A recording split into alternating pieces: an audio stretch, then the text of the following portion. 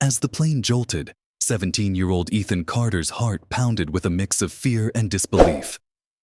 He'd boarded this flight to Hawaii with his younger sister Grace, just hours earlier, eager for a week of sunshine and relaxation. But now, the scene in front of him was something he'd only seen in disaster movies. Passengers were gasping, clutching the armrests as the plane shuddered violently. The comforting buzz of a routine flight had been replaced with panicked whispers and the thud of unsecured bags falling into the aisles. Ethan's passion for airplanes had started when he was only a kid, obsessed with aviation shows and documentaries, and he could identify most commercial aircraft on sight. But all those hours spent watching had never prepared him for the reality he was now facing. Sitting by the window, he instinctively scanned the wing and engines, noting the vibrations were far from normal. His mind raced through everything he'd learned from those documentaries, but nothing could shake the heavy knot of dread sitting in his stomach. Just as he started to consider the possibility of real danger, the captain's voice crackled over the intercom, but this time, there was a tension in his tone Ethan hadn't heard before. "Ladies and gentlemen, we're experiencing an unexpected technical issue. Please remain calm and stay seated with your seatbelts fastened." The words barely registered before the plane pitched downward. Ethan's grip tightened on his sister's hand, feeling her tremble beside him. It was a free fall that seemed to stretch on forever. Screams echoed around them, and the ocean below looked alarmingly close. The aircraft finally stabilized, but the cockpit remained ominously silent. It was then Ethan knew something was very wrong. Grace clung to him, her wide eyes filled with fear. "What's happening, Ethan? Are we going to be okay?" He didn't have an answer, but his protective instincts kicked in. "Stay here, Grace. I need to check something." Ignoring her protests, Ethan unbuckled his seatbelt, steadying himself against the rocking plane as he made his way up the aisle. He could see the concern etched on the faces of the other passengers, but his focus was solely on one thing: the cockpit door. As he reached it, he knocked, his heart hammering with every unanswered second. An attendant approached, her face pale with worry, and with a swift code, she unlocked the door. Inside, Ethan's worst fears were confirmed. The captain and co-pilot lay slumped over the controls, unconscious. Ethan's breath caught. He glanced at the flashing lights and alarms on the control panel. His mind raced. This was more serious than he'd imagined. The plane was essentially on autopilot, but there was no one left to ensure they made it to safety. As he hesitated, the flight attendant grabbed the radio, her voice trembling as she called for help. "Control, this is Pacific Flight 307. We have an emergency. Both pilots are unresponsive. There's a young man here who might be able to help us, but we need guidance immediately." Ethan, only 17, had never been trained to fly a real plane, but he had spent countless hours on simulators, diving deep into manuals, and dreaming of the skies. This was his chance to put all that knowledge to the test, to save everyone on board. The radio crackled to life, and a steady voice responded. "Pacific Flight 307, this is Honolulu Control. We copy your situation. Young man, what's your name?" "Ethan," he replied, his voice steadying with each breath. He could feel the weight of the responsibility, but somehow it fueled his determination. "All right, Ethan, listen carefully. I need you to keep calm. We're going to guide you through every step to bring that plane to safety. Are you ready?" With a last glance at the terrified flight attendant and a silent promise to his sister, Ethan took his seat in the co-pilot's chair. His hands shook as he reached for the controls, but as he heard his sister's voice echo in his mind, he steeled himself. He would do whatever it took to land this plane, to bring Grace and every other soul on board back safely to the ground. Ethan's heart thudded in his chest as he steadied himself in the co-pilot's seat, staring at the dizzying array of controls and switches before him. The radio crackled again, and Honolulu Control's calm, authoritative voice broke through the tense silence. "Ethan, I need you to stay calm and listen carefully. Right now, the plane should be on autopilot, but we're going to have to make some manual adjustments to keep it steady. Are you familiar with the autopilot panel? Ethan scanned the buttons and switches, trying to calm his shaking hands. Yes, I see it, he replied, forcing his voice to remain steady.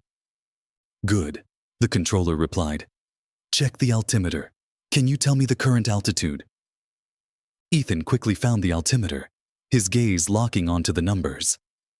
It's reading 18,000 feet and it's dropping slowly. There was a slight pause on the other end of the line. All right, Ethan, we're going to need to bring it back up to a safer altitude. I want you to disengage the autopilot and take control of the yoke. Don't worry. Just pull back gently to raise the nose of the plane. Ethan took a deep breath and wrapped his hands around the yoke, feeling its solid weight beneath his fingers. He disengaged the autopilot with a quick flick of the switch, and instantly, the plane responded, tipping slightly as it awaited his guidance. He pulled back on the yoke, just as he'd done countless times on his flight simulator at home. But this was no simulation. The lives of everyone on board depended on him. The plane's nose slowly lifted, and Ethan watched as the altimeter needle began to climb. He could feel every vibration and subtle movement of the aircraft, the plane trembling as it fought to regain altitude. The turbulence rocked them from side to side, and he gritted his teeth, holding firm. You're doing great, Ethan, the controller encouraged. Keep her steady. We need to maintain an altitude of 25,000 feet. Once we're stable, I'll guide you through the next steps. Ethan's hands were slick with sweat as he focused on keeping the plane level. The passengers, silent in the cabin, seemed to hold their breath along with him. He could feel their collective fear pressing down on him, a weight that threatened to crush his resolve.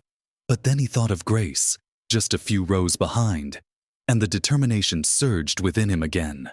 The plane finally leveled off at 25,000 feet, and Ethan exhaled, feeling a brief sense of relief wash over him. Good job, Ethan, came the voice from Honolulu Control. Now, we're going to make preparations for the descent. You're going to have to lower the landing gear, adjust the throttle, and prepare to approach the runway. Just follow my instructions, and we'll get everyone home safely. Ethan nodded, though no one could see him. He could do this. Every instinct in him screamed that he was too young, too inexperienced for such a monumental task, but he pushed those doubts aside. His sister was depending on him. Every passenger was depending on him. As the plane began its descent, the Hawaiian Islands appeared on the horizon, their outlines growing sharper against the ocean's blue expanse. Normally, the sight would have filled him with excitement, but now it only reminded him of the daunting challenge ahead. He knew that landing would be the hardest part, the one maneuver he had never truly practiced outside of a simulator.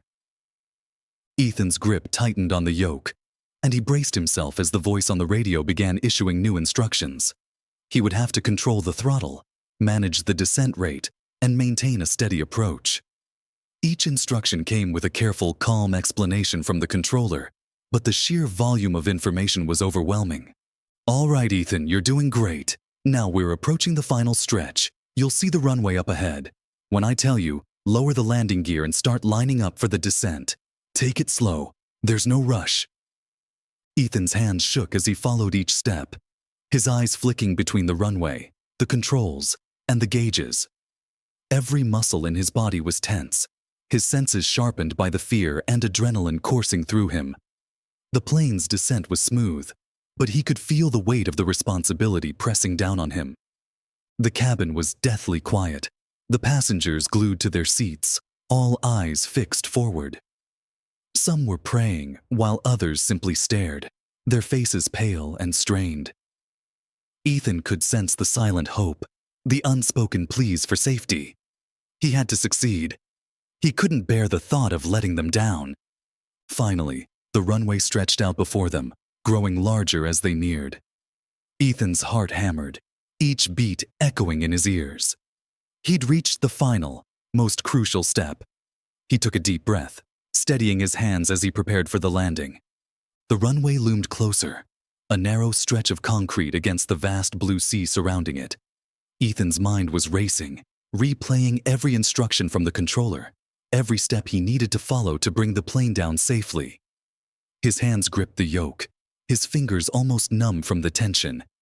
Yet he couldn't afford to let go or let doubt creep in. The lives of everyone on board rested in his hands. The voice from Honolulu Control sounded calm and encouraging. "Ethan, you're almost there. Remember, keep the descent steady and align with the center of the runway. Just a little more. You've got this." Ethan's eyes flicked between the runway, the instruments, and the controls. His focus razor sharp. He adjusted the throttle as instructed, feeling the plane's speed decrease gradually, and carefully aligned the nose of the aircraft with the runway's center. Despite the encouragement from the controller, he could feel the sweat trickling down his brow, his pulse racing. Just as he reached for the landing gear lever, the plane jolted again, hit by a sudden gust of wind. The aircraft swayed slightly off course, and for a split second, panic surged through him. He could feel his heart skip a beat, his mind screaming at him to stay calm, to trust the guidance he'd been given. The controller's voice cut through his fear. "Ethan, it's all right. Just correct your course. A slight turn to the left, nice and steady. You're doing great. Lower the landing gear when you're ready." Taking a deep breath, Ethan adjusted the yoke, gently guiding the plane back on course. He reached for the landing gear lever, his hands trembling slightly as he pulled it down. There was a low rumble as the landing gear deployed, and he felt a faint shudder as it locked into place. "Landing gear is down," Ethan reported, his voice steady despite the adrenaline coursing through him. "Excellent, Ethan. Now, bring the plane's nose up slightly as you approach. Keep it steady, and remember, focus on the runway. Don't worry about anything else." As the plane descended toward the runway, Ethan's focus narrowed, his world reduced to the view through the cockpit window and the feel of the controls in his hands. The plane's shadow stretched across the ground below, growing larger as they neared their final destination. He could hear the collective silence from the cabin behind him, the passengers holding their breath, their hopes and fears bound to him in these final moments. The runway was mere seconds away now, and Ethan took another deep breath, recalling the controller's advice. Trust the instruments. It was a delicate balance, pulling back just enough to slow their descent without overshooting the runway. His knuckles turned white as he maintained his grip, his gaze unwavering. The wheels touched the ground with a jolt, and for a split second, it felt as if the plane might bounce back into the air. Ethan fought the instinct to pull up, keeping his hands steady, and allowed the wheels to settle firmly onto the runway. The plane sped down the stretch of concrete, and he quickly engaged the reverse thrusters, his entire body tense as he applied the brakes. Honolulu Control's voice was still there, guiding him. "That's it, Ethan. Keep her steady. Don't rush. You're doing it." The end of the runway approached rapidly, but Ethan's grip on the controls didn't falter. He felt the plane's speed gradually decrease, the roar of the engines fading as they slowed. Every second felt like an eternity, but finally, the plane rolled to a complete stop, just meters from the end of the runway. For a moment, there was only silence, a deep, heavy silence that filled the entire plane. Then, a wave of relief crashed over Ethan, and he released the breath he hadn't realized he'd been holding. Behind him, the cabin erupted in cheers, applause, and the sound of passengers embracing each other in sheer joy and relief. Ethan sat frozen in the co-pilot's seat, his hands still gripping the yoke. The weight of what he had just accomplished began to settle over him, and he felt a surge of emotions: disbelief, pride, and a profound sense of relief. He had done it. He had brought them all to safety. The controller's voice came over the radio, filled with emotion. "Ethan, you did it. You saved everyone on that plane. You're a hero." But Ethan didn't feel like a hero. He was just a 17-year-old who loved planes, who had been thrust into an impossible situation and somehow managed to find his way through. He slowly unbuckled his seatbelt and turned, barely registering the flight attendant who had tears streaming down her face, thanking him over and over. In the cabin, the passengers began to gather their belongings, some still in shock, others crying tears of relief. Many of them turned to look toward the cockpit, their faces filled with gratitude and awe for the young man who had saved their lives. As Ethan stood, he felt a wave of exhaustion wash over him. He made his way back down the aisle, each step feeling heavier than the last. When he finally reached Grace, she threw her arms around him, sobbing into his shoulder. He held her tightly, letting his own emotions finally break free. As Ethan and Grace clung to each other in the middle of the aisle, passengers began to move toward them, their faces still pale from the ordeal, but softened with gratitude. Some of them reached out, patting Ethan on the shoulder or simply murmuring, "Thank you." The words were almost a blur to him, but he understood the emotion behind them, a mixture of awe, relief, and deep appreciation. Despite the overwhelming feelings surging within him, Ethan couldn't shake the surreal sensation that he'd just woken from a nightmare. The cabin door finally opened, and the fresh Hawaiian air swept in, bringing a sense of calm to the tense atmosphere. Emergency personnel quickly boarded, checking each passenger for injuries and ushering them out of the plane. As the paramedics rushed past, 2 of them headed straight for the cockpit, disappearing inside to tend to the unconscious pilots. Ethan watched them go, a pang of worry still lingering despite the relief of their safe landing. Grace clutched his hand tightly, looking up at him with wide, tear-filled eyes. "Ethan, I didn't know you could actually do it," she whispered, her voice breaking with a mixture of admiration and disbelief. "You saved us. You saved everyone." Ethan managed a small, shaky smile, squeezing her hand in return. "Honestly, I didn't know if I could either," he admitted, his voice barely audible. I had to try. I couldn't just sit there and do nothing." As they made their way down the steps and onto the tarmac, a crowd began to gather, a mix of passengers, airport staff, and onlookers drawn by the emergency landing. News had spread quickly, and reporters were already jostling for position, their cameras flashing as Ethan and the other passengers disembarked. Honolulu's fire department and paramedics were stationed nearby, ensuring everyone was safe and assisting those who still appeared shaken. The passengers gathered around Ethan once more, some hugging him, others simply nodding in silent gratitude. Among them was an elderly man who grasped Ethan's hand firmly, his eyes brimming with tears. "You saved my family today, son. I don't know how to thank you," he said, his voice choked with emotion. "You're a hero, whether you feel like it or not." Ethan felt a lump rise in his throat, the enormity of the situation finally settling on him. He managed a nod, unable to find words as he looked into the man's grateful eyes. It was a feeling he'd never experienced before, a strange, overwhelming mixture of pride and humility. This wasn't the kind of heroism he'd ever dreamed of. He'd simply done what he felt he had to do, nothing more. As the reporters surged forward, firing questions at him, Ethan suddenly felt the weight of the situation catch up with him. He wasn't ready to face the barrage of attention, the spotlight that now seemed unavoidable. Grace held tightly to his arm, offering him a comforting presence as the reporters pressed in around them. A woman stepped forward from the crowd, her voice cutting through the noise. "Please, everyone, let him be for now. He's just been through something unimaginable. He deserves a moment to breathe." Ethan looked up, grateful for the woman's intervention. She introduced herself as a representative from Pacific Skies, the airline that operated the flight. She offered him a warm, understanding smile. "Ethan, we're incredibly grateful for what you did today. We'll do our best to make sure you and your family are taken care of during your stay." The media frenzy was quickly whisked away by airport security, allowing Ethan and the remaining passengers to be led toward the airport terminal in peace. As they walked, he could feel the exhaustion weighing down on him, each step becoming more challenging. The adrenaline that had kept him alert during the flight had worn off, leaving him drained, emotionally and physically.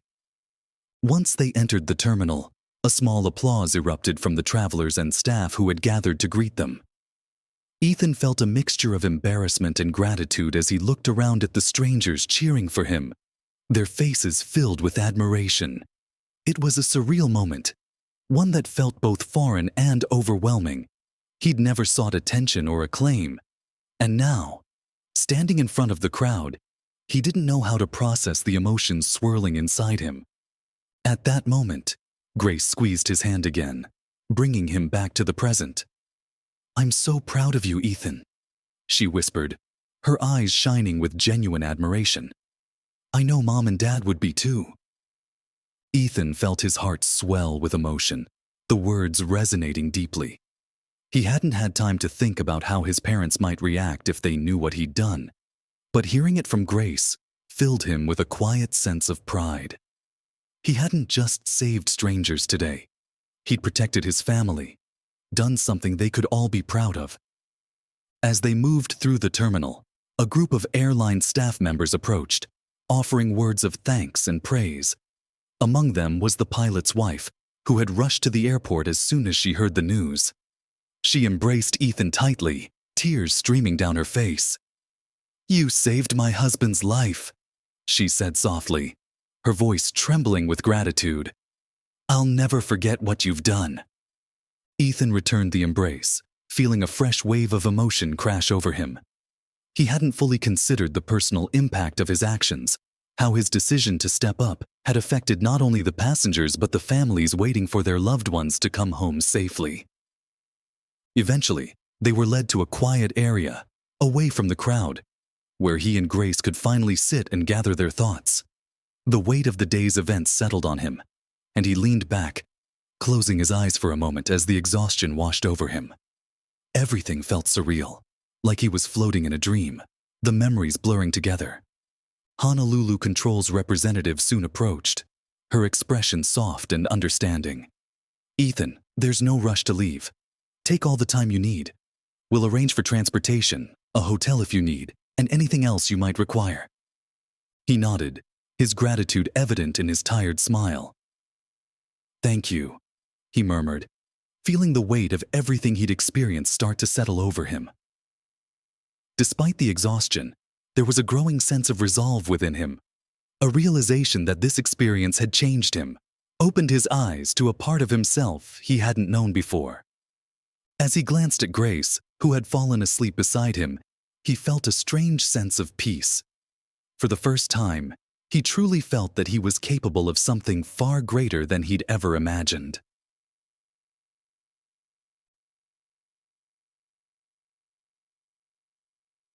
The days following the emergency landing felt like a whirlwind to Ethan.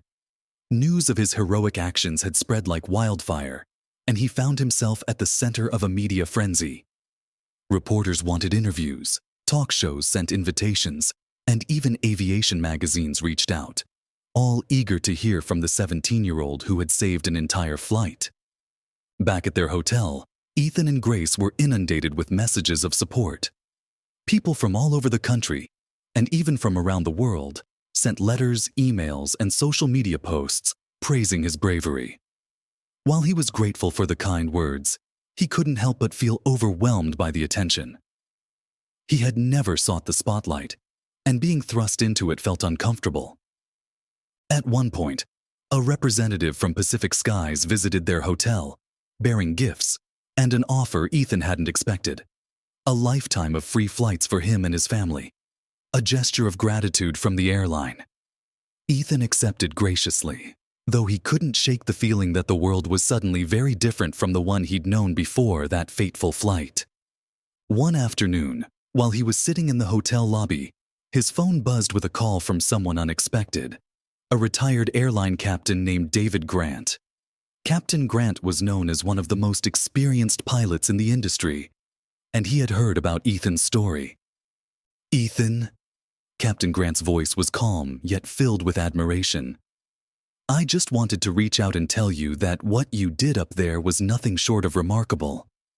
Pilots train for years to prepare for situations like that, and even then, it's not easy to remain calm under such pressure. You have a gift." Ethan felt a rush of pride, humbled by the captain's words. "Thank you, sir. Honestly, I didn't feel very prepared. I just did what I thought I had to do." "Sometimes that's all it takes," Captain Grant replied. "If you're interested, I'd be happy to offer you some guidance in pursuing a future in aviation. You've got potential, Ethan, and I'd be honored to help you develop it." The call left Ethan feeling both excited and uncertain. He'd always dreamed of flying, but now, after experiencing the real thing, the pressure, the responsibility, the lives depending on him, he was beginning to understand the weight that came with such a dream. He knew that if he pursued this path, it wouldn't be easy. But something inside him had shifted, a spark ignited by his experience on Flight 307. Over the next few days, Ethan found himself at events he never imagined attending: award ceremonies, community gatherings, even a special recognition at his school. He stood in front of crowds, delivering short, humble speeches, explaining that he was just an ordinary kid who had been in the right place at the right time. Still, he couldn't deny the sense of pride that came with each round of applause, each handshake from people who looked at him with admiration and respect. One evening, as he and Grace walked along the beach near their hotel, she looked up at him, her eyes bright with admiration. "Do you think you'll really become a pilot now?" Ethan considered her question, watching the waves roll onto the shore. "I think I'd like to," he replied thoughtfully. "But it's not something I want to rush into. Flying isn't just about enjoying the view from up high. It's about responsibility for everyone on board, for their families, for the people waiting for them to come home." Grace nodded, her expression serious. "I know you can do it. You're brave, Ethan. I've always known that." Her words filled him with a quiet confidence, a certainty he hadn't felt before. The experience had left a mark on him, one that couldn't be erased, but he was beginning to see it as a gift rather than a burden. The fear and doubt he'd felt during those tense moments in the cockpit had been replaced with a resolve to become the best version of himself, someone who could be relied upon in times of need. The next morning, Pacific Skies arranged a press conference for him, giving Ethan a chance to publicly thank those who had supported him.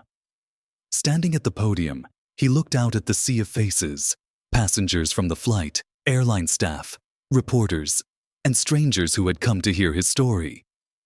Taking a deep breath, he began, "I'm incredibly grateful for all the kind words and support I've received. But I want everyone to know that I didn't do this alone. I had the guidance of air traffic control, the support of the flight attendants, and the encouragement of every single person on that plane.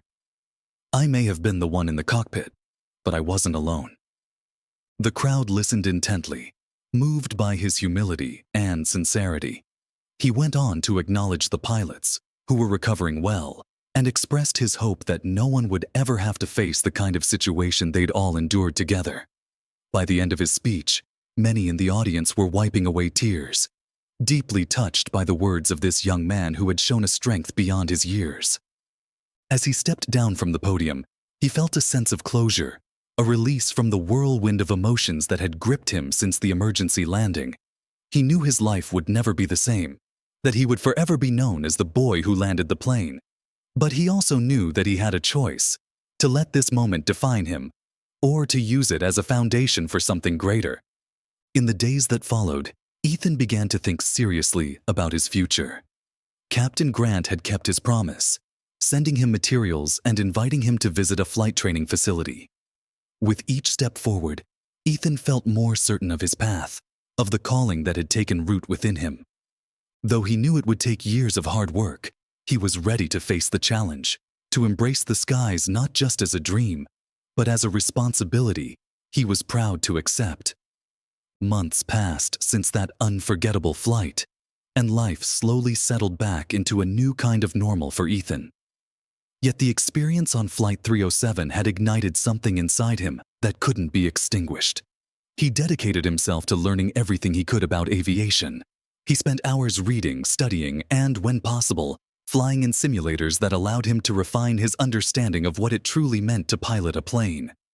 Captain Grant, true to his word, had taken Ethan under his wing, providing mentorship and guidance as Ethan navigated the world of aviation.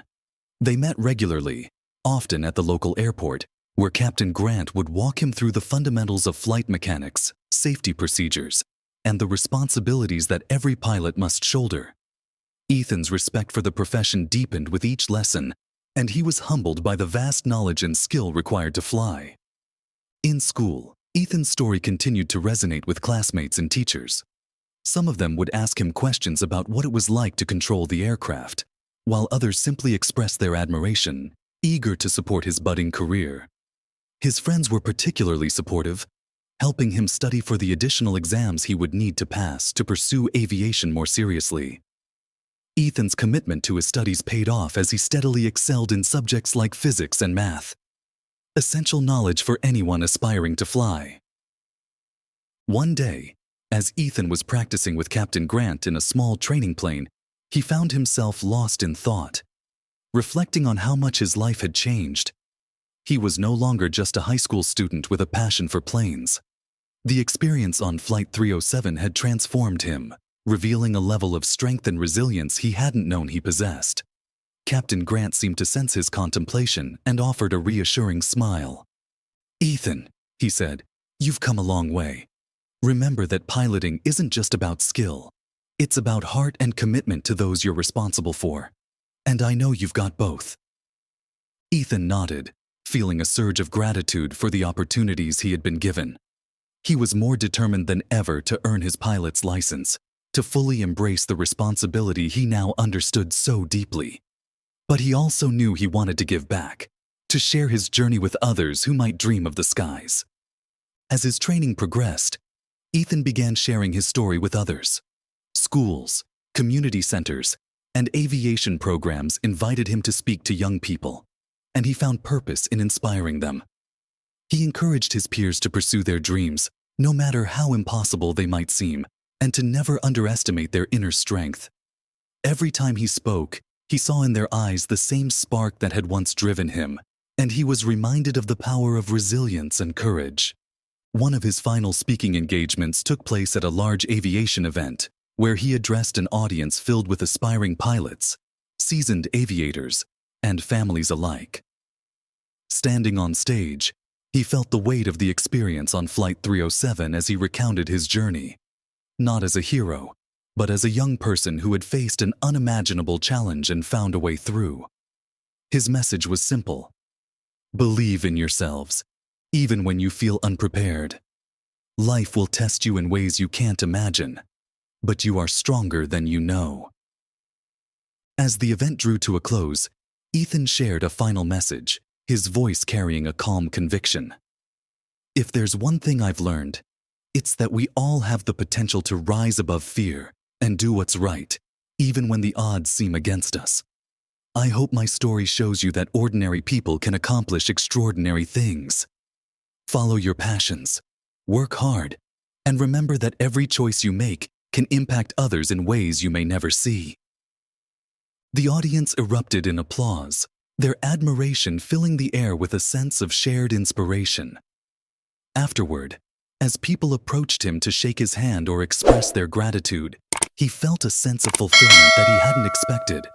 His story had given others hope, encouraging them to face their own challenges with resilience. Before he left the stage, he gave one final call to action, hoping to inspire even more. If you believe in the power of courage and determination, I ask you to support others on their journeys. Share stories of hope and resilience, lift each other up, and don't hesitate to pursue your own dreams, no matter how daunting they may seem. And if my story has touched you, please consider sharing it with others. Together, we can inspire change, one story at a time.